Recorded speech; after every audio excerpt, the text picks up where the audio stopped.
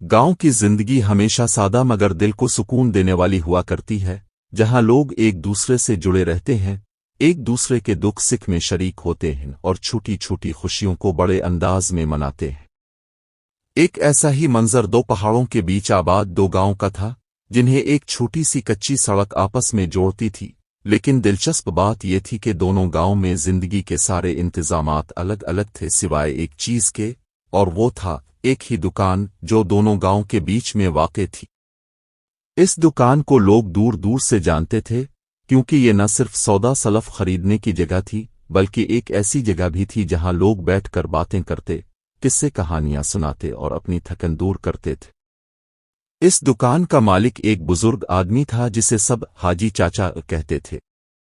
हाजी चाचा के सफेद बाल, चमकदार आंखें और नर्म लहजा लोगों को अपनी तरफ खींच लेते थे।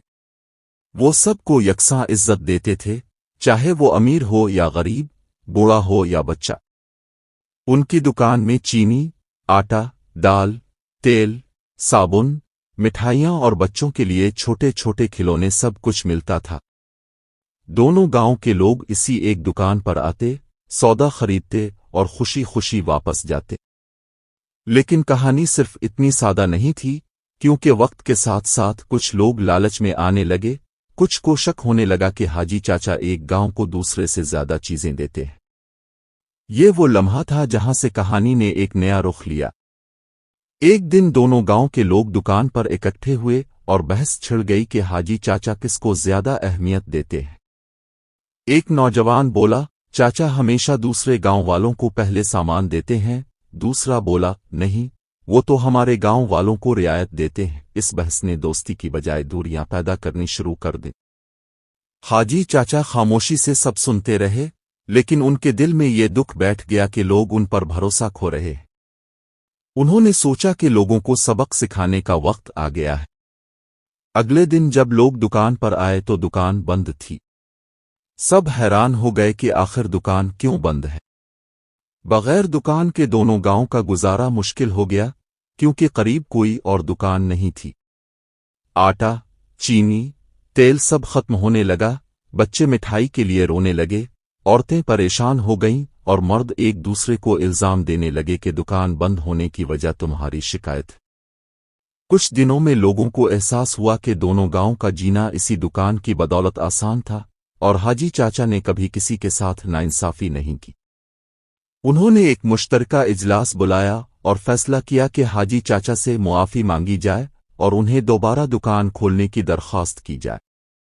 अगले दिन दोनों गांव के बुजुर्ग, औरतें और बच्चे सब मिलकर हाजी चाचा के घर पहुंचे। सब ने एक जबान होकर कहा, चाचा हमसे गलती हुई, हमने अब पर शक किया, हमें मुआफ कर दी। हाजी चाचा की आंखों में आंसू आ गए। उन्होंने कहा, बेटा, जिंदगी में सबसे बड़ी दौलत एतिमाद है।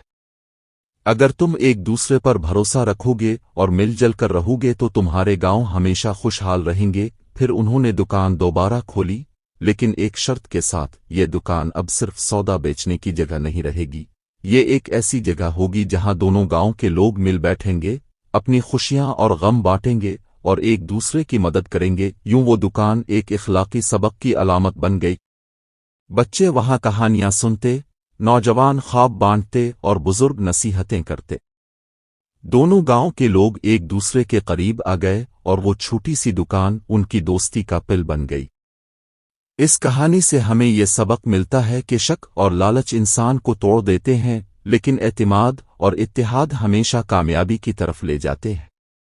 और दोस्तों, अगर आपको ये कहानी पसंद आई हो, अगर आप भी चाहते हैं कि ऐसी मजीद दिलचस्प और सबक आमोज कहानियां अब तक पहुंचती रहें, तो अभी हमारे चैनल को सब्सक्राइब करें, वीडियो को लाइक करें और अपने दोस्तों के साथ शेयर करें, क्योंकि आपका एक छोटा सा कदम हमें बड़ी खुशी देता है और हमें मजीद कहानियां लाने की हिम्मत बख्शता है।